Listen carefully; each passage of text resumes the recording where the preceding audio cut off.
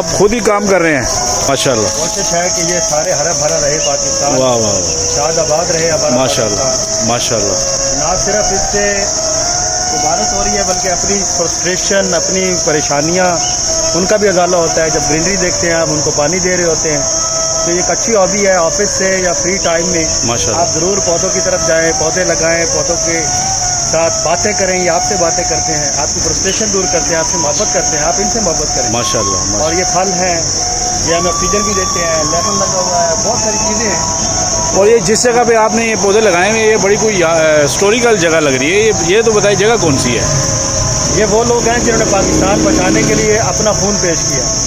اس ظالم فرسودہ نظام کے خلاف باہر نکلے. نہ کوئی ایجنڈا تھا, نہ کچھ نہ تھا, صرف یہ تھا کہ میرا پاکستان پھلے پھولے. غریب لوگ, عوام, وہ آگے آئے.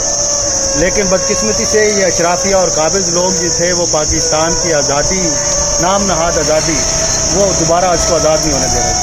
یہ عظیم لوگ ہیں جنہوں نے اپنا خون کا نذرانہ دیا, اور یادگار شہداء ہے. یہ شہداء ماڈل ٹاؤن کی. اور وہ جو گرین کلر کی جو بلڈنگ ہے, یہ بلڈنگ کس چیز کی ہے؟ یہ بڑی خوبصورت بات آپ نے کہی. یہ وہ بلڈنگ ہے جہاں پہ 24 گھنٹے درود پاک پڑھا جاتا ہے. اور یہاں پہ لوگ جو ہے والنٹیئر آتے ہیں, پاکستان سے, بیرون ممالک سے لوگ آتے ہیں, 10 دن کے لیے معتکف ہوتے ہیں.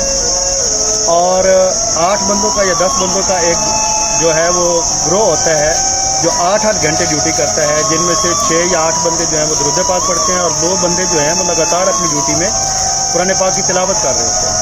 اور اسی طرح ایک ہی دن میں کم و بیش 50,000 کے قریب درود پاک پڑھا جاتا ہے. اور الحمدللہ 2 دفعہ قرآن پاک کی جو تلاوت ختم کی جاتی ہے, مکمل قرآن پاک پڑھا جاتا ہے. تو یہ یہاں پہ بڑے میکنزم اور سسٹم ہے.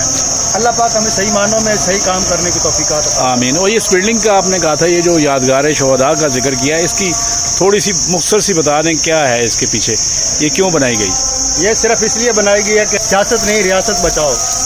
تو جو ریاست بچانے والے تھے ان کے نام یہاں پہ کندہ ہیں, اور جو ریاست کے بچانے والے تھے ظالم ریاست کو, وہ آج براجمان ہے اپنی سیٹوں پہ.